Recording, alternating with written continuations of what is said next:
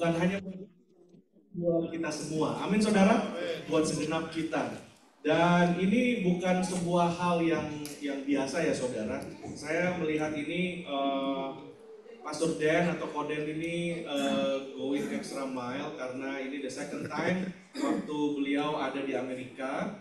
Dan kita berdoa biarlah kita segenap kita menerima kebenaran firman Tuhan. Amin saudara. Dengan penuh sukacita mari kita berikan aplaus, sambutan tepuk tangan untuk hambanya Bapak Pendeta Daniel Alexander. Haleluya. Haleluya, puji Tuhan. Oke.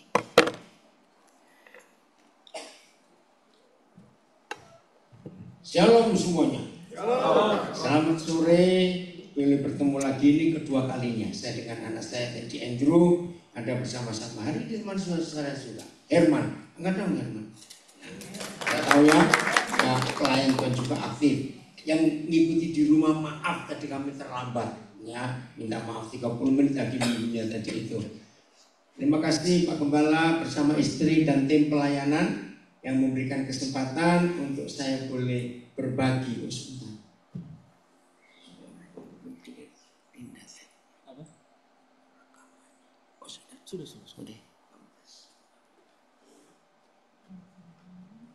Ayo kita belajar. Siap? Bisa turun lagi nggak egonya terlalu tinggi? Gimana? Soalnya, ya, baik. Kalau ada di antara kita menemukan atau mengalami kesulitan dalam hubungan dengan Tuhan, ya misalnya aku di doa kok susah sekali ya. Jelas kok Pak? Bagus. Jelas. Iya. Yang alami kesulitan bersekutu bergaul dengan Tuhan. Contohnya begini. Aku kenapa ya susah sekali berdoa? Maaf ya saudara, kalau saya harus katakan ini. Berdoa itu kan bicara dengan Tuhan. Betul? Betul atau tidak? Nah, bicara dengan teman, apalagi teman akrab, teman baik, itu mudah atau susah? Ayo, mudah atau susah?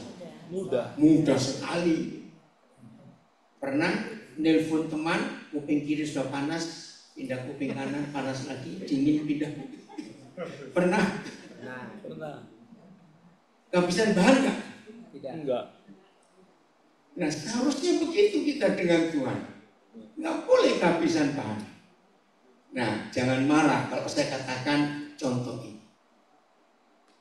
Orang yang belum kenal seseorang, pasti dia nggak pernah rindu orang itu karena nggak kenal. Kalau orang itu nggak kenal, maka nggak rindu. Jawab. Mau ngomong susah atau mudah? Ayo susah atau mudah cepetan. Nah, begitu saudara yang susah berdoa. Belum? Belum. Berarti belum kenal. Maka itu susah mau ngomong apa. Nah, terus saya tambahin lagi. Ngomongin orang itu gampang atau susah? Gampang. Jawabannya cepat sekali. Ngomongin orang itu gampang sekali. Ada aja bahannya. Ada jawabannya ya, Herman. Seharusnya kita ngomong tentang Tuhan kepada orang lain itu nggak boleh susah-susah. Wajar atau tidak saya berkata ini? Nah ini tentang doa. Sulitnya, kenapa aku sulit berdoa? Yang berikut, ini masih tentang hubungan kita dengan Tuhan. Perintahnya bukan baca Alkitab. Maka itu saya tidak setuju ya di Indonesia ini atau di Amerika. Ada grup-grup WhatsApp tentang baca Alkitab. Ada ya? Itu nggak penting saudara. Sebab Alkitab itu tidak diperintah untuk dibaca. Tapi perintahnya renungkan siang dan malam. Nah, saya mau beri bukti lagi. Jawab jujur, jangan tersinggung. lebih mudah menghafal firman Tuhan atau firman mama mertua? Nah, ini saya tanya jujur apa adanya. Lebih gampang menghafal firman Tuhan atau menghafal firman mama mertua? Berbahagia lah nggak punya mertua. Lu jawab kenapa? Ayo, lebih mudah menghafal firman Tuhan atau firman mama mertua? Cepetan. Mama mertua. Nah, kenapa? Karena firman mama mertua direnungkan siang dan malam. Amin. Loh, itu contoh.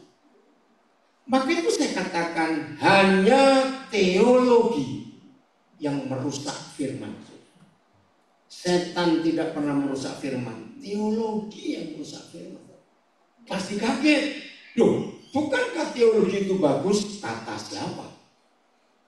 Kalau kita baca kitab dan renungkan firman baik-baik, soal teologi itu yang merusak kebenaran. Kenapa saya berani berkata teologi merusak kebenaran?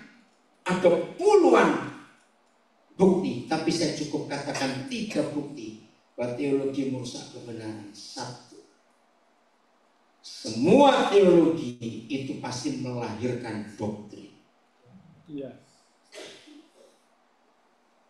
Ini aneh. Semua doktrin gereja, semua mau gereja apa saja, itu sumbernya dari Alkitab. Nggak mungkin gereja punya doktrin nggak bersumber dari Alkitab. Tapi aneh, kenapa sumbernya Alkitab, tapi hasilnya perpecahan dan perang sampai hari ini? Ya. Itu perlu dipertanyakan. Bukti kedua bahwa teologi itu merusak. Semua gereja yang berpegang pada doktrin pasti berkata, aku benar, kamu yang salah. Iya.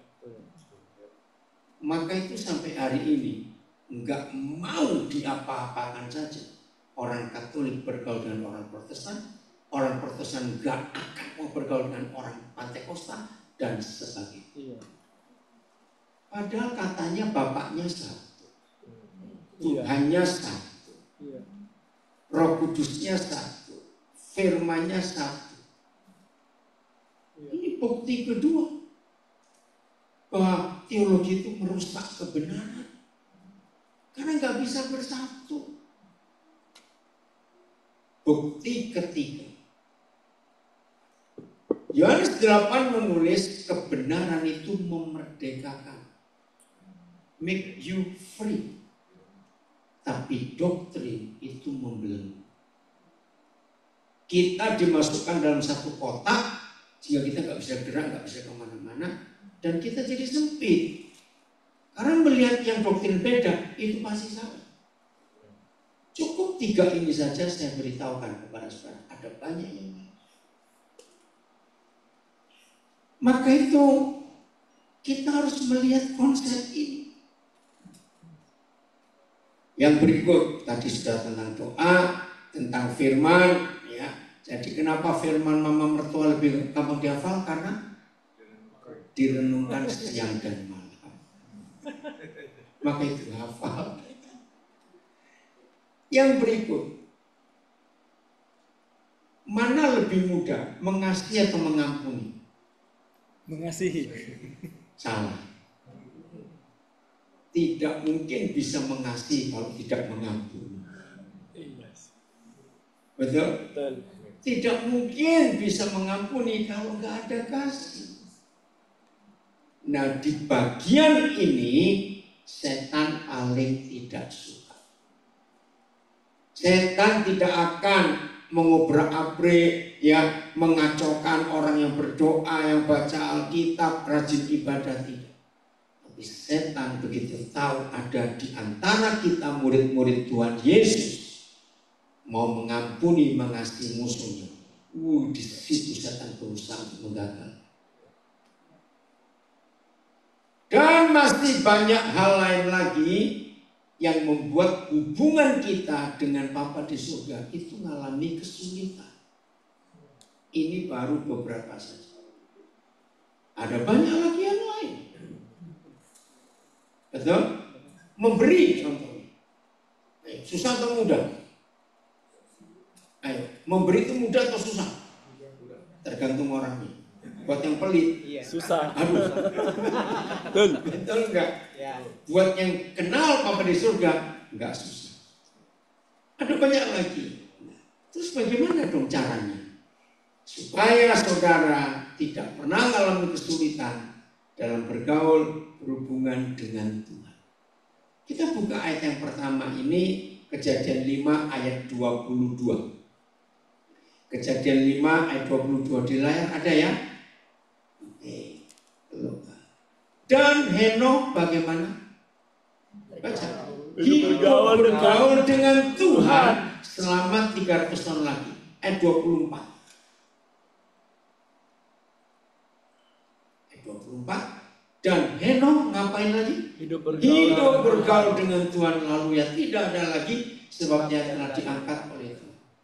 Saudara, jauh sebelum ada sistem gereja, teologi, doktrin, agama apa saja, jauh sebelum. Mengapa Papa di surga menuliskan untuk kita tentang Henokh? Artinya Papa itu minta apa yang Henokh lakukan dan alami dengan Tuhan, itu yang kita lakukan juga. Bergaul. Bahasa Inggrisnya walk with God. Ada banyak. Nah, hanya ada satu cara, ya, bukan dua. Bagaimana seseorang bisa mengenal orang lain? Itu hanya ada satu cara. Ayo, renungkan. Apa itu caranya? Mengenal. Cuma satu cara. Ayo.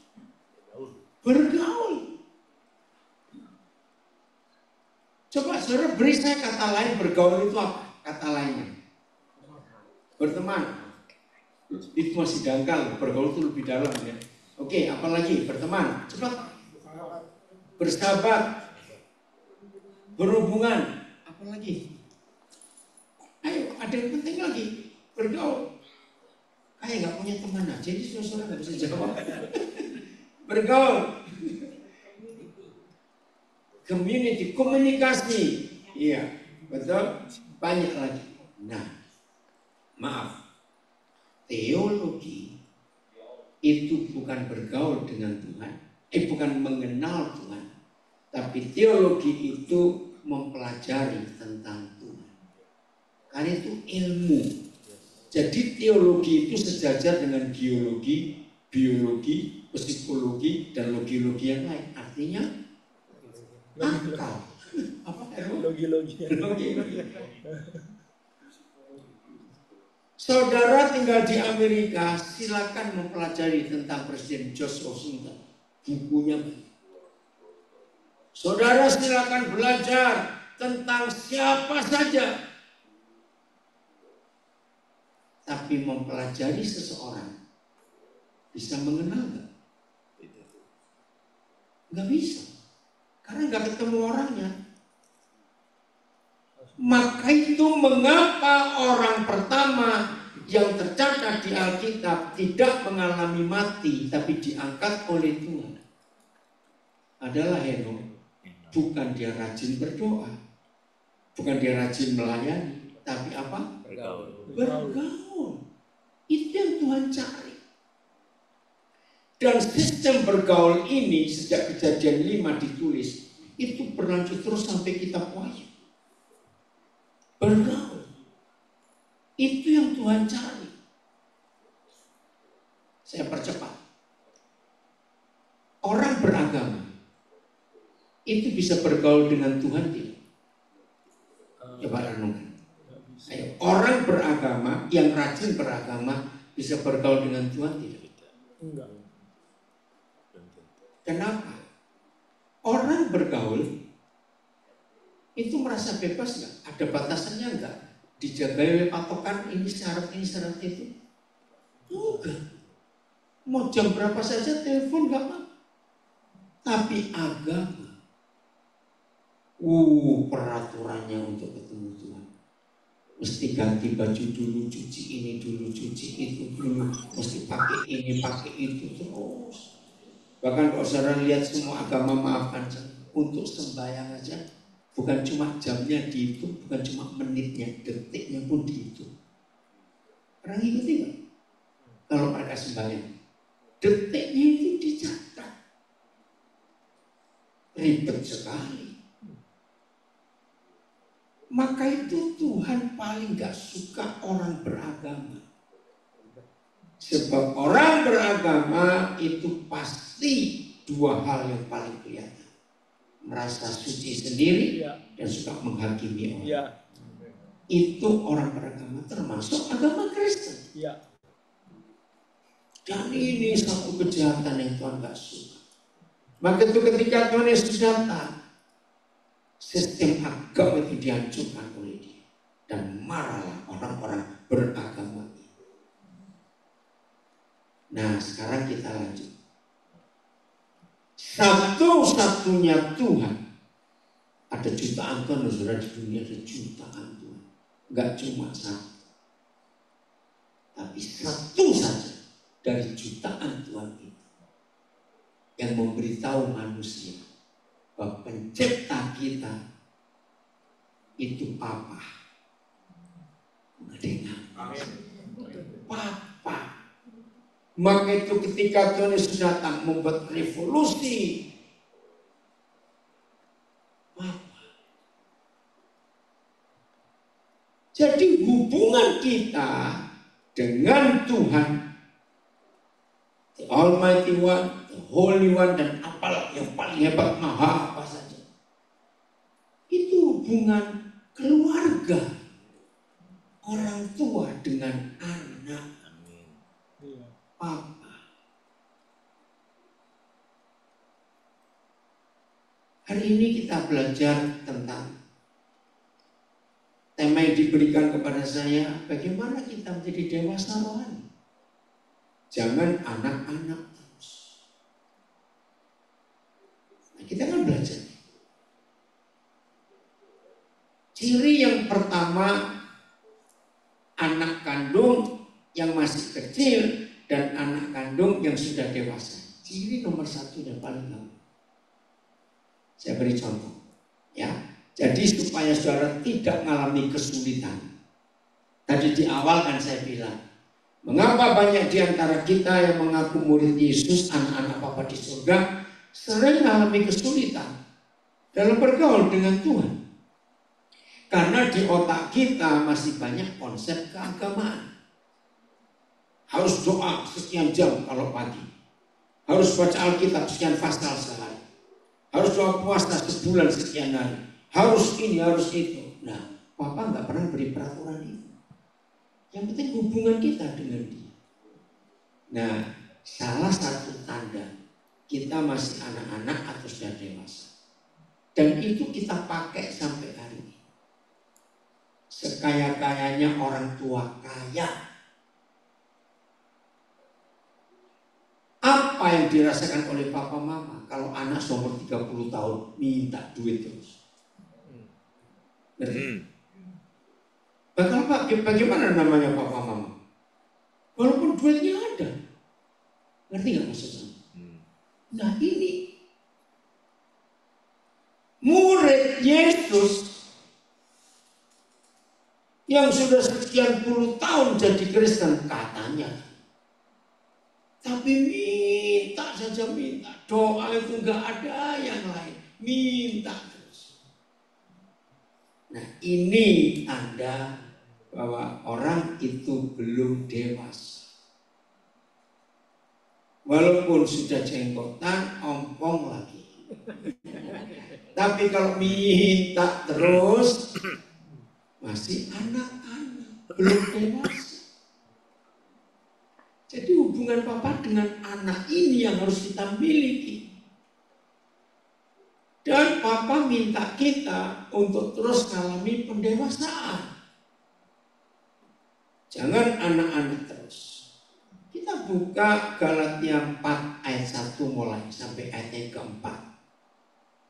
Galatia 4 ayat 1 sampai 4. Kita lihat. Satu hari kepada orang Galatia, Tuhan menuliskan lewat Rasul Paulus. Yang dimaksud ialah selama seorang ahli waris belum akil balik ini bahasa Melayu, masa puber, ya, perubahan usia, sedikit pun ahli waris itu tidak berbeda dengan seorang hamba, padahal ia adalah tuan dari salah satu milik bapaknya. Nah, apa ciri-ciri atau tanda-tanda? Walaupun ahli waris itu sah, anak kandung orang kaya itu, tapi kalau belum dewasa, apakah ayahnya akan memberikan warisan kepada anak kecil ini? Tidak. Nah, bagi yang pernah tahu prinsip Yahudi, pernah dengar nggak istilah bar mitzvah? Orang Yahudi punya upacara. Ketika seorang anak umur 13 tahun ke atas, itu ada acara besar dan meriah untuk menandakan anak ini sudah dewasa. Nah, di acara yang besar itu, orang kaya ini akan mengundang teman-temannya, sahabat-sahabatnya, pengusaha-pengusaha yang lain. Ya, saya percepat istilahnya. Mulai besok, tanda tangan anakku ini senilai dengan tanda tanganmu. Artinya apa? Disamakan. Punya hak, bukan anak-anak lagi. Ayat 2. Nah, ini cirinya anak. Saya orang Surabaya, ada istilah kami di Surabaya untuk ngeledek orang tua tapi yang masih anak-anak. Arek tua. Itu saya Surabaya. Arek itu kan anak, tua itu tua. Jadi tua tapi masih kayak anak-anak. Kenapa? Bocah tua nakal. Bocah tua nakal. Cepetong. Iya, dengar.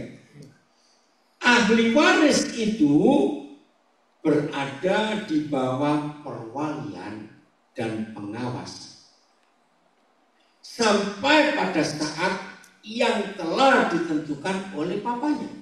Nah, itu bar mitzvah. Apa artinya? Ya, saya pakai ilustrasi ini. Jadi ada konglomerat, tapi anaknya masih kecil-kecil. Ada babysitter enggak? Ada pembantu enggak? Ada yang jaga atau? Untuk apa? Untuk memberitahu. Awas yang pegang itu api, karena masih kecil. Iya, masih itu lubang, ntar kamu jatuh. Aduh, jangan pegang, itu pisau, ntar kamu kepotong. Ngerti? Nah, itu ayat 2. Tanda kedewasaan yang kedua, tadi yang pertama, kalau sudah dewasa, nggak perlu minta-minta. Harus tahu sendiri. Nanti saya beri contoh lain lagi. Nah, tanda yang kedua, pernah nggak saudara ketemu orang Kristen, yaitu tadi arek tuwek tadi?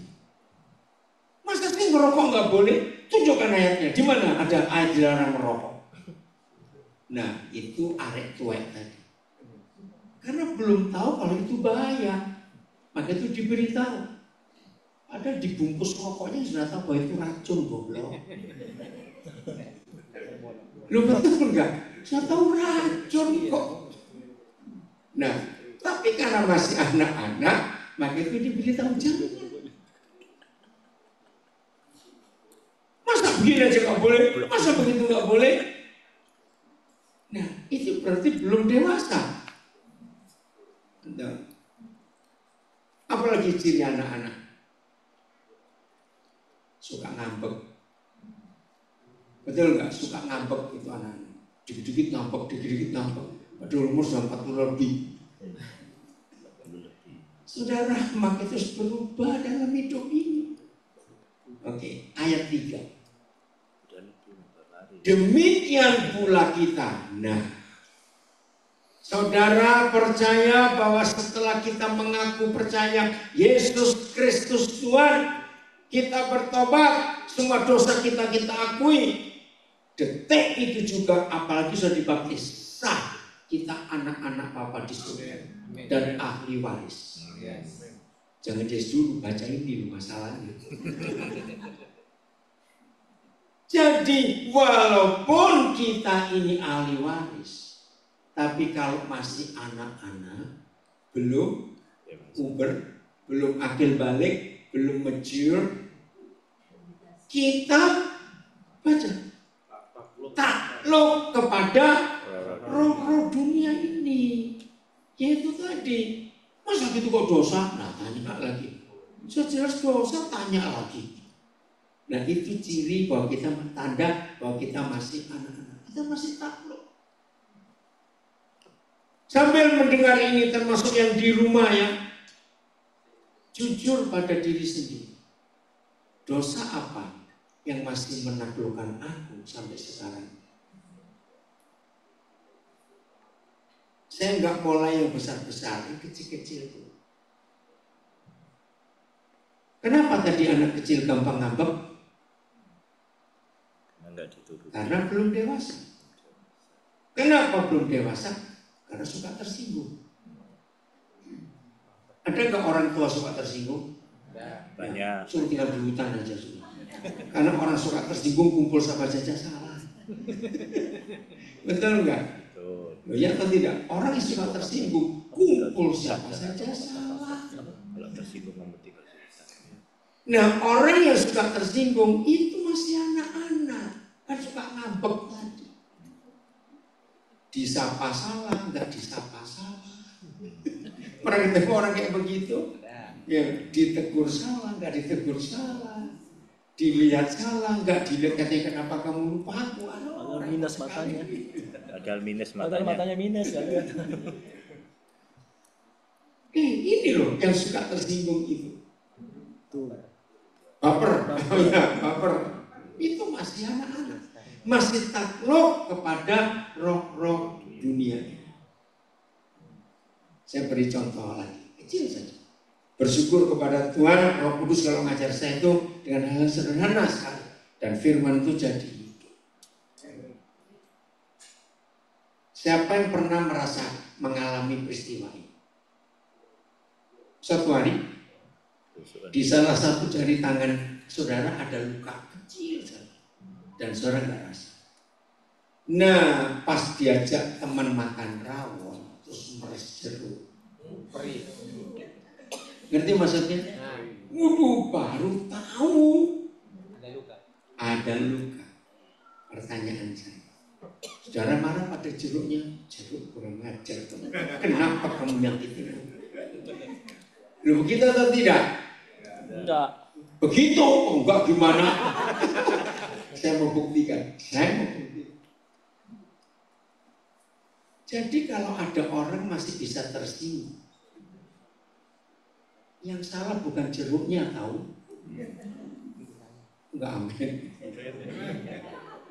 Justru kalau saudara punya luka di tangan tapi saudara tidak tahu, dan ketika meres jeruk tahu kalau itu luka, harusnya jeruk terima kasih, kamu memberitahu aku ada luka. Betul tidak? Tapi anak-anak ributin jeruknya. Betul? Betul. Ada nggak di sini kira-kira? Banyak. Loh, banyak. Itu masih anak-anak. Oke, saya punya 3 kata ini, coba pilih. Bahasa Inggrisnya apa? Disakiti, menyakiti, dan tersakiti. Yang benar mana, yang salah mana? Disakiti, menyakiti, tersakiti. Ayo mikir sekarang. Ini tanda kedewasaan. Ya, apa? Yang benar mana, yang salah mana? Saya tanya. Tersakiti yang apa? Loh, yang benar yang salah saya tanya kok. Tersakiti itu benar atau salah? Saya mau tanya. Ulang-ulang. Ada 3 kata ini. Disakiti, menyakiti, tersakiti. Mana yang salah, mana yang benar? Tersakiti. Tersakiti ya benar. Nah, semuanya salah. Loh, kenapa? Dengar baik-baik.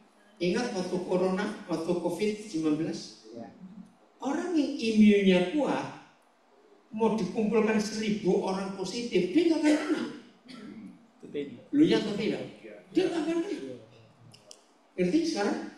Jadi kalau saudara masih bisa tersakiti, masih bisa disakiti, yang salah bukan yang menyakiti. Ya yang sakit ini masih sakit. Lu betul atau tidak?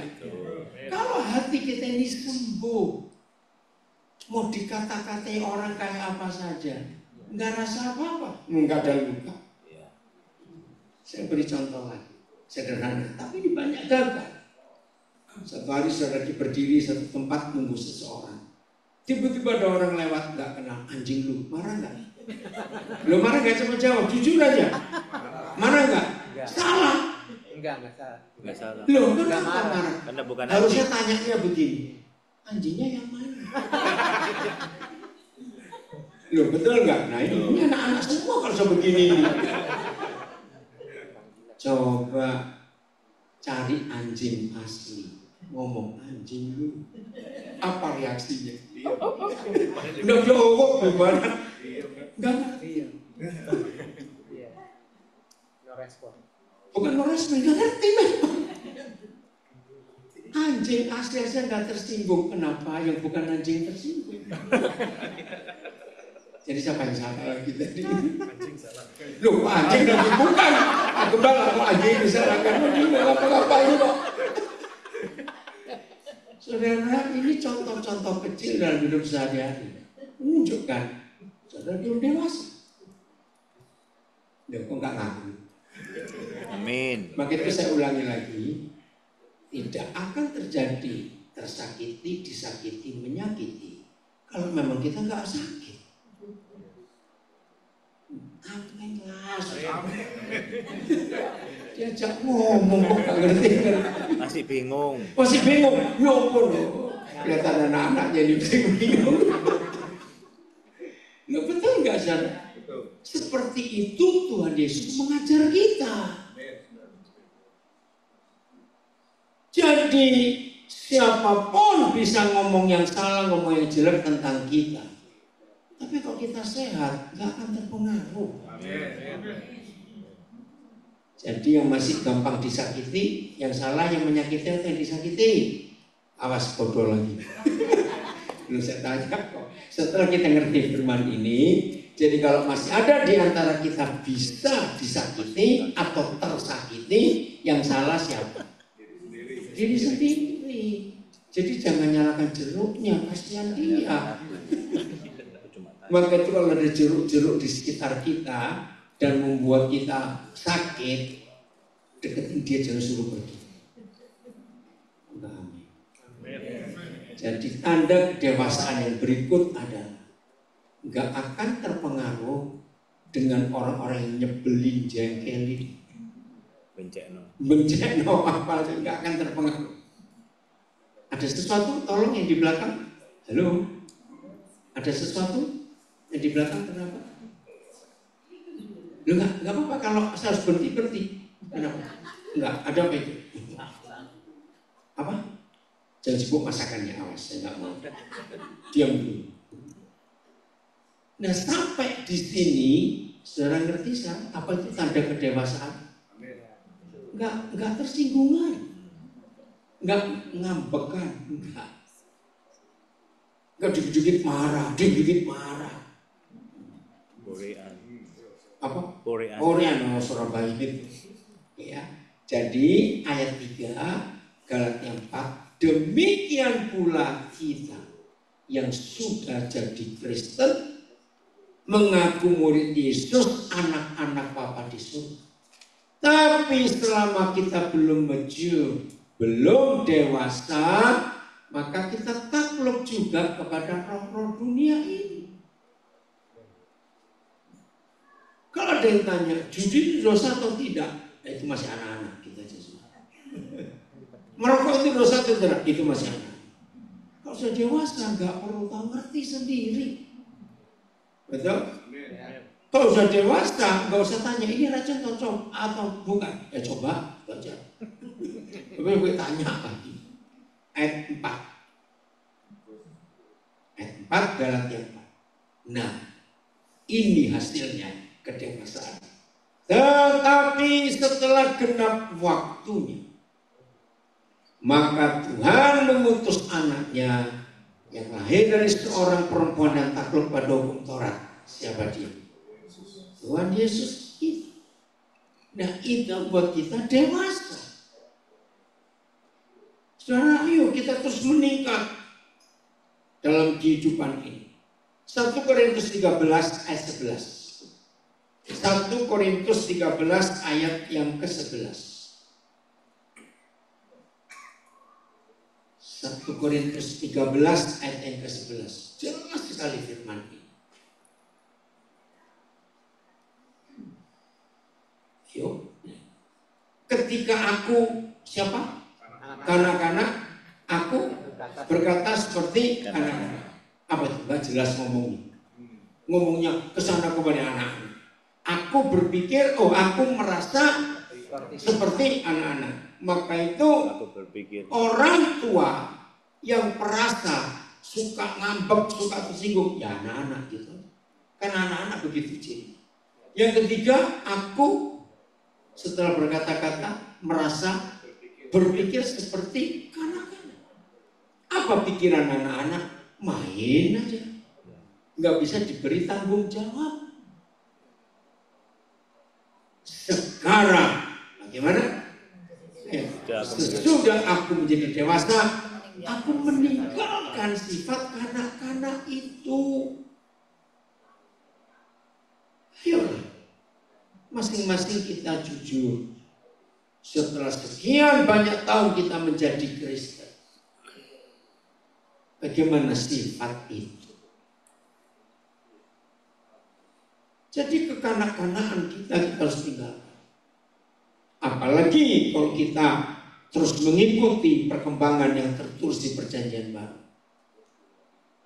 Sampai nanti ujungnya gereja menjadi mempelai Kristus. Amin. Nggak mungkin Tuhan Yesus kawin dengan anak-anak, pedofil nanti dia. Betul tidak? Dia menunggu gereja dewasa. Ini yang Tuhan cari di antara kita. 2 Korintus 11 ayat 2. Jadi tinggalkan masa kanak-kanak kita, jadilah dewasa. 2 Korintus. Ini Paulus ini luar biasa. Dia mewakili Bapa di surga. Sebab aku cemburu kepada siapa? Kita, gereja. Dengan cemburu ilahi. Karena aku telah mempertunangkan kamu kepada satu laki-laki untuk membawa kita sebagai apanya? Perawan yang suci kepada Kristus.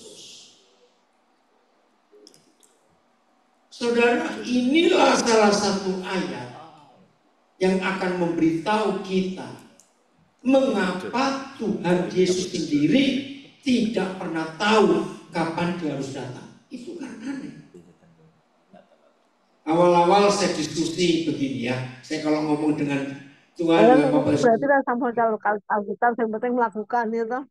Tidak dewasa, tidak ngerti maksudnya kode. Belum di mute. Tolong saudara dengarkan. Satu hari saya tanya begini, Tuhan menyuruh kami menunggu kedatangan. Betul nggak? Dia nyuruh kita berjaga-jaga, berdoa. Tapi yang kami tunggu itu nggak pernah tahu kapan dia datang. Coba saya beri contoh ini. Satu hari ada orang telepon, kamu di rumah? Iya. Aku mau datang. Jam berapa? Pokoknya tunggu. Loh, mau nggak? Apalagi orang di Amerika, dikira pengangguran apa? Loh, ngerti nggak? Saya ngomong itu. Terus gimana caranya kami nunggu? Kalau yang kami tunggu nggak tahu. Wih, ayat ini menjelaskan. Fakta sampai hari ini, kalau ada pengantin, antara pengantin pria, pengantin wanita, siapa yang lebih cepat selesai ditandang? Pria. Nah, pengantin pria kita sudah selesai 2000 tahun yang lalu. Amin. Maka itu dia naik ke surga. Nah, dia nunggu pengantin perempuannya siap. Kalau saya pakai istilah, gereja itu masih dasteran dan roll-rollan sampai hari ini. Ngerti ilustrasi itu? Yes. Kita masih apa? Masih belum dewasa. Maka itu pengantin laki-laki di surga nggak bisa datang. Begitu pula firman yang dia pernah katakan. Serigala punya liang, sarang, burung punya sarang, tapi anak manusia nggak punya tempat untuk meletakkan kepalanya. Nah, gereja Pantekosta menerjemahkannya salah. Oh, mau jadi pengikut Yesus miskin, sampai bantal aja nggak punya. Bukan itu maksudnya. Salah lagi. Dia tidak bicara nggak punya bantal. Dia berfirman nggak ada tempat untuk meletakkan kepalanya. Kenapa? Karena tubuh Kristus masih tercerai-berai. Dan salah satu penyebab tercerai-berainya tubuh Kristus karena doktrin. Bagaimana kepala bisa datang kalau tubuh masih berantakan? Nah, maka itu saudara, kedewasaan kita itu syarat mutlak. Katakan apa? Kedewasaan kita itu syarat mutlak untuk menggenapi seluruh rencana Tuhan yang belum selesai sampai hari ini. Jadi Tuhan menunggu kita dewasa. Amin kan itu. Jangan kanak-kanak terus. Saya beri ilustrasi lagi. Sebagai papa mama, mana yang kita suka terhadap anak-anak kita? Dengan saya berikan dua contoh. Sudah umur 30, hampir 40, masih minta. Pak minta ini, Pak minta itu. Atau ada anak yang lain. Suatu hari ketika papa mama sedang santai, terus anak ini datang. Pak, Ma, beritahu saya, apa yang saya bisa kerjakan untuk perusahaan papa ini? Ngerti contoh ini? Gak ngerti itu. Kalau kita orang tua, kita milih anak yang mana? Yang kedua. Karena itu yang diajarkan oleh Tuhan Yesus dalam doa Bapa. Jadilah kehendak-Mu, bukan kehendak. Artinya kita sebagai anak-anak Bapa di surga harus tahu apa keinginannya, apa kehendak. Ciri yang berikut, tanda yang berikut itu, kedewasaan itu dilihat bukan dari kumisnya, dari ubahnya, bukan. Tapi dilihat dari anak-anak ini ngerti nggak kehendak kemauan papanya. Itu konsep. Mari masing-masing kita sekarang jujur dan bertanya pada diri sendiri. Kira-kira sekarang ini ngerti nggak sih yang papaku kehendak itu aku ini apa harus tahu. Yeremia 29 ayat 12 dan 13. Dalam terjemahan bahasa Indonesia ada 3 fase yang jelas sekali. Saya ulangi dari apa yang saya katakan tadi, bahwa untuk menggambarkan hubungan kita dengan Bapa di surga, itu digambarkan seperti anak dengan papanya, bukan hubungan agama. Dan apabila kita, saya ganti kita ya, saya ngapain? Berseru. Apa kata lain berseru? Teriak. Dan datang untuk berdoa kepada Bapa di surga, maka aku akan mendengarkan kamu. Ayat 13, fase kedua. Apabila kamu mencari aku, kamu akan menemukan aku. Ini fase kedua. Fase ketiga, titik koma. Apabila kamu menanyakan aku dengan segenap hati, terus ayo lanjut. Akan memberikan kamu menemukan aku. Ya, di situ belum keluar. Ayo. Mana? Ayat 14. 14 ya, Pak. Oh, 14. Aku akan memberi kamu menemukan aku.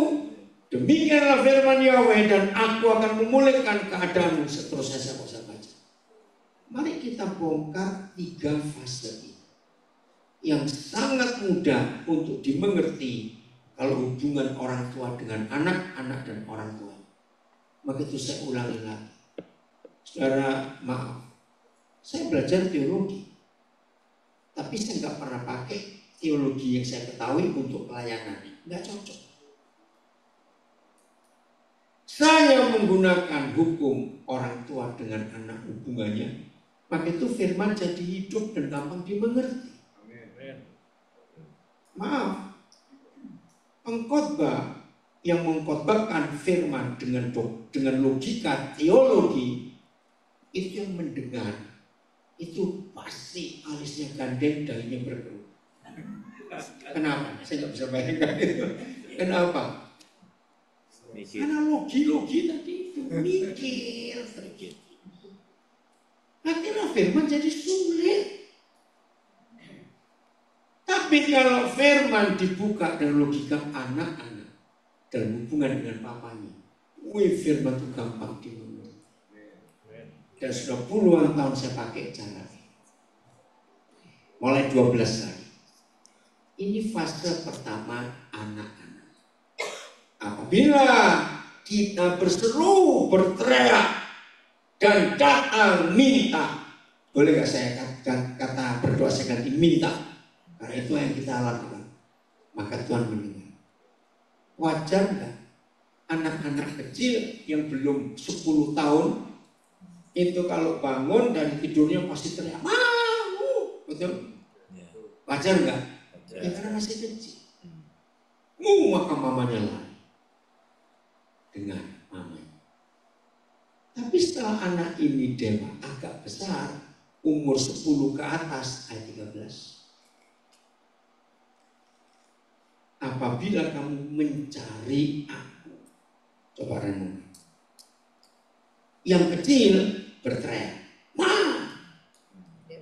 Tapi setelah agak besar, Jadi mamanya. nah, begitu bangun, mama yang tahu. Mama bilang di dapur. Artinya cari dong. Lu ya atau tidak? Nah ini yang Tuhan ingin tahu. Kita sampai di usia keberapa? Maka itu yang hobinya teriak-teriak, nangis, dikit-dikit nangis. Berarti masih anak-anak. Bayi. Kalau sudah dewasa, mulai besar dicari. Papa di mana? Papa mau ngapain terhadap aku? Betul nggak? Harusnya seperti itu. Nah, fase ketiga. Apabila kamu menanyakan aku. Ini cara nulisnya hebat sekali. Yang pertama teriak-teriak, seru, berseru. Oke, dimaklumi karena masih kecil.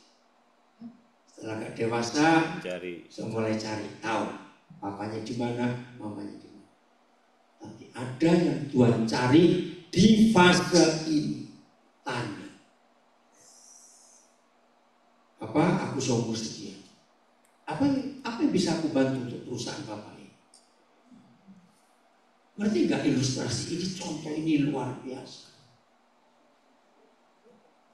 Maka itu mari kita jujur pada diri sendiri. Sampai sudah masuk minggu kedua bulan Juni 2024. Saudara di fase yang mana dari 3 ini? Jangan cari temanmu, tolong melihatin aku fase mana. Gak usah tahu sendiri sudah. Harus tahu sendiri. Maka itu sering-seringlah bertanya. Ada 2 lagu yang saya paling suka kalau saya berdoa. Ya, yang pertama itu digubah oleh teman saya, sekarang dia jadi ibu gembala di Singaraja di Bali, namanya Elis. Ku ingin mendengar suaramu, Tuhanku. Ku sadar diciptakan untuk rencanamu yang mulia. Ku serahkan hidupku padamu, Yesus Rajaku. Kan ku perhatikan kehendakmu padaku. Ku mau turut selalu dalam rencanamu Tuhan, sampai bumi lagu luar biasa. Lagu yang kedua diubah oleh Yonatan Prawira. Ajariku mengerti hatimu, memahami pikiranmu. Itu lagu luar biasa. Ajariku ikuti rencanamu, melakukan kehendakmu. Sayang, lagu-lagu ini gak disukai banyak gereja karena gak ada duitnya. Berkat mujizat itu dicari orang. Ini lagu luar biasa. Bayangkan kalau saudara dan saya tiap saat bisa mendengar suara Tuhan. Kita bisa mengikuti rencananya dalam hidup ini. Betapa bahagianya yang namanya papa mama. Kalau anak-anaknya bisa memahami pikiran orang tuanya dan mengerti hatinya. Betul. Nah, Kristen yang seperti ini, di taraf ini yang Tuhan cari. Apabila kamu menanyakan aku dengan segenap hati. Dua fase yang pertama, gak ada syarat. Berseru, Tuhan dengar. Cari, ketemu, gak ada syarat. Tapi ayat 14 coba. Aku akan memberi kamu menemukan aku. Itu ada syarat. Syarat apa? Kembali ayat 13 tadi. Syaratnya adalah menanyakan aku dengan senang hati. Serius. Ini yang kita harus tahu. Oke, bagian terakhir sekarang. Soal 50 menit saya ngajar hampir sampai jam. Gak rasa bukan? Kalau Roh Kudus yang memimpinnya begitu. Firman itu jadi makanan yang nikmat buat kita. Amin. Tapi kalau firman disampaikan dengan teologi, 15 menit sudah capek mikirin. Karena ini luar biasa. Sekarang tidak ada cara lain dari anak-anak menuju dewasa selain lewat proses. Ya atau tidak? Proses. Mari kita jujur. Mendengar kata proses enak. Gak ada proses yang enak. Tapi itu harus. Apa musuhnya proses? Apa lawannya proses? Bukan proses, kalau gitu apa sih ya? Pasti saudara kaget kalau saya beritahu. Karena saya juga kaget ketika Roh Kudus memberitahu. Musuhnya proses itu mujizat. Instan. Maka itu setan menipu gereja-gereja karismatik dan Pentakosta. Maunya mujizat melulu. Maaf, pasti banyak yang kaget. Yang kaget ya anak-anak. Betul nggak? Kalau dewasa dengan proses harus, iya enggak? Ya. Maka itu ada istilah dalam bahasa Indonesia bagus sekali. Banyak orang ingin cepat kaya tapi nggak mau kerja. Betul? Ingin cepat berhasil, nggak mau, tidak mau mulai dari bawah. Nah, dalam bahasa Indonesia ada istilah satu-satunya pekerjaan, satu-satunya, nggak ada dua. Yang dimulai dari atas itu penggali kuburan. Lo ngerti nggak? Apa itu satu-satunya pekerjaan dimulai dari atas? Lo apa? Penggali kuburan. Lo masih nggak ngerti? Masih gali kuburan dari bawah? Lo diajak ngomong kasar. Masih bingung. Oh, masih bingung. Aduh. Jangan anak-anak. Saudara, maka itu sampaikan pada pemalas-pemalas itu.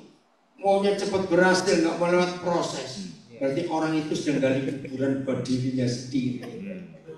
Ada yang istilah itu? Oh, baru ngerti sekarang. Nah, salah. Sudah tidak bingung. Betul nggak? Nah, saudara, ayo kita nikmati proses. Jangan harapkan mujizat. Sungguh. Lihat semua yang tertulis di Alkitab, nggak ada mujizat.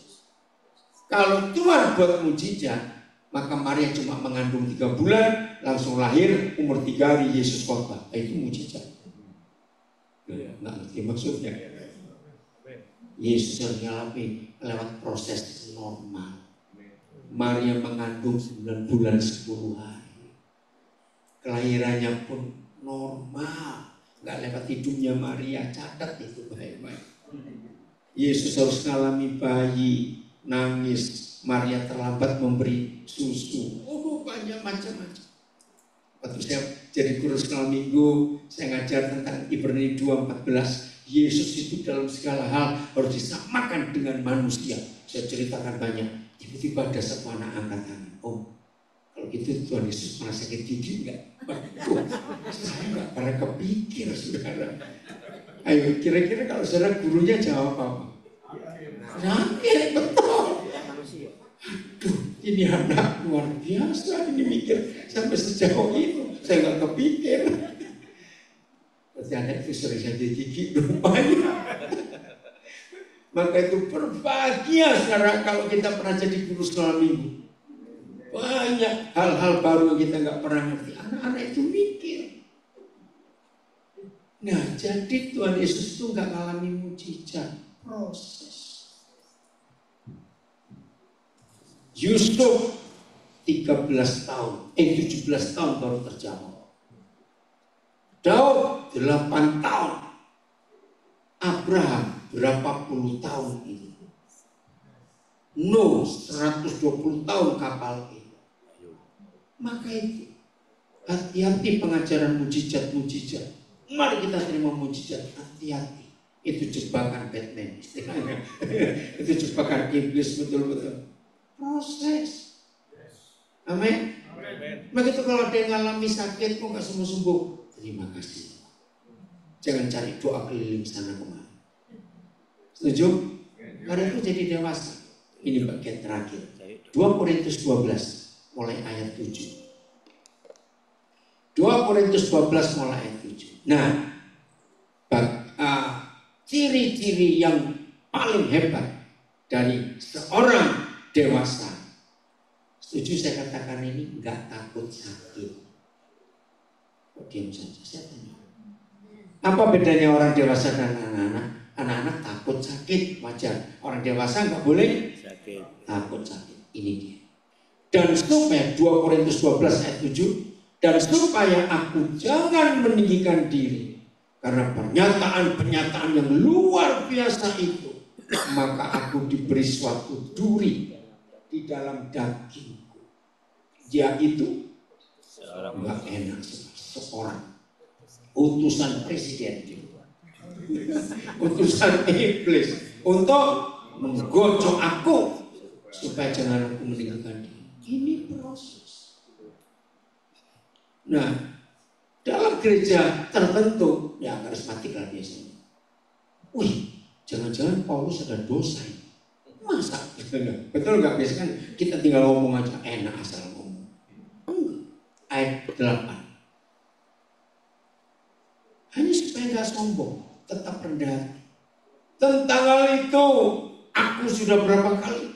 3 kali berseru kepada Tuhan supaya utusan iblis itu mundur daripada. Apakah Paulus kurang doa? 3 kali dia minta. Ayat 9. Tetapi jawab Tuhan kepadaku. Baca sama-sama, ini bagus. 1, 2, 3. Cukuplah kasih karunia bagimu, sebab justru dalam kelemahan kuasaku menjadi sempurna. Wow, hebat. Maka itu saya ulangi lagi, ciri orang dewasa nggak takut sakit. Sebab itu, nah ini gak enak ini kalimat ini. Sebab itu kita harus terlebih suka berpegang atas satu kelemahanku, supaya kuasa Kristus turun menaungi aku. Ayat 10. Wah ini orang Jakarta belum gila. Karena itu kita harus apa? Senang. Senang dan rela di dalam kelemahan, di dalam siksaan, di dalam kesukaran, di dalam penganiayaan dan kesesakan. Gak enak semua ini. Tapi ini ciri orang dewasa. Saudara, saya cuma cerita ya. Jadi tanggal 26 Mei yang lalu, 26 ya kita di sini. Ya minggu ya, itu kami baru landing dari Jakarta. Kami landing setengah 12 siang, dijemput Irwan.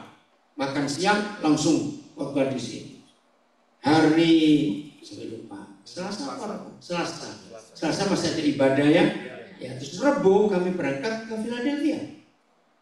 Ya, Rabu Philadelphia, terus Kamis Rabu Philadelphia, Kamis ya, kami ada pelayanan di sana. Terus hari Selasa depan kami ke Washington DC, ya dari Washington DC. Hari Kamis kemarin ini kami ke Alabama. Nah Jumat pagi saya harus ke Arkansas, Little Rock. Saya punya anak rohani, mamanya meninggal. Nah sebetulnya secara fisiknya juga capek dan tiket mahal sekali. Jadi Pensacola, Little Rock, Pensacola itu $500 lebih hanya untuk semalam saja. Tapi saya nggak nyangka untuk saya mimpin ibadah penghiburan. Ternyata keluarga yang meninggal ini masih orang Tionghoa total. Mereka datang dari Singkawa, itu pakai persyaratan Tionghoa. Harus jalan mundur berapa langkah untuk anak laki Anda begini, harus begitu, terus baju nggak boleh dibalik, selalu saya pikir nggak apa-apa. Saya sampaikan kebenaran. Itu gembalanya sampai terheran-heran. Karena gembalanya sempat mikir, jangan-jangan ini pendeta khotbah nanti yang soal rohani, enggak, saya bicara tentang itu. Dan firman disampaikan. Sabtu pagi, ya, jadi Jumat pagi. Kami karena tinggalnya di Alabama, di kota kecil Spanish Fork, itu airport terdekat itu Pensacola, 45 mile, jadi jam 4 pagi saya harus berangkat. Sabtu pagi, sama jam 4 lagi kami berangkat ke airport Little Rock untuk kembali ke Pensacola. Dijemput untuk makan siang, langsung ibadah kemarin di Florida jam 4 sore, tadi pagi jam 4 kembali ke airport lagi untuk kesini. Dan besok kami harus balik ke Jakarta. Dahsyat. Saudara kalau dipikir, ayo pikir bagaimana? Ini betul-betul kemurahan Karena Roh Kudus. itu kemurahan Tuhan. Maka itu tanda orang dewasa nggak takut sakit, nggak takut rasa berat, rasa kesulitan, nggak takut sakit. Amin. Amin. Saudara kelihatan saya capek? Enggak. Dia capek. Tiba jam Selasa pagi jam 00, jam 9 saya terbang ke Solo karena di Klaten saya mimpin gereja. Sampai tanggal 14, tanggal 15 saya ke Jakarta pemberkatan nikah. Sore saya langsung ke puncak, ada retreat lagi. Solo. Dan terus muter begitu. Tuhan berkati terus. Kok hilang ayatnya? Oke. Terus ayat yang ke-11 sekarang ya. Jadi siap menderita sebagai orang dewasa. Amin. Anak-anak itu dikit-dikit nangis. Ayo 2 Korintus 12.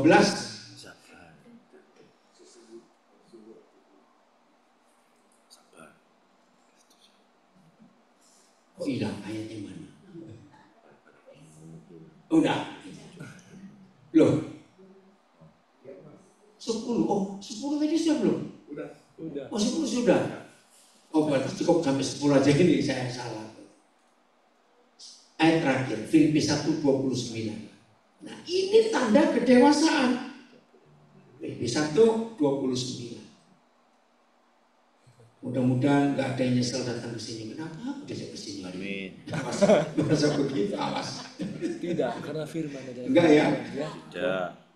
Baca sama-sama kata kamu ganti saya. 1, 2, 3. Sebab kepada saya dikaruniakan bukan saja untuk percaya kepada Kristus, melainkan juga untuk menderita untuk Dia. Nah, lu. Jadi nggak cuma percaya, ada penderitaan yang kita harus tahu. Untuk apa tujuan penderitaan ini?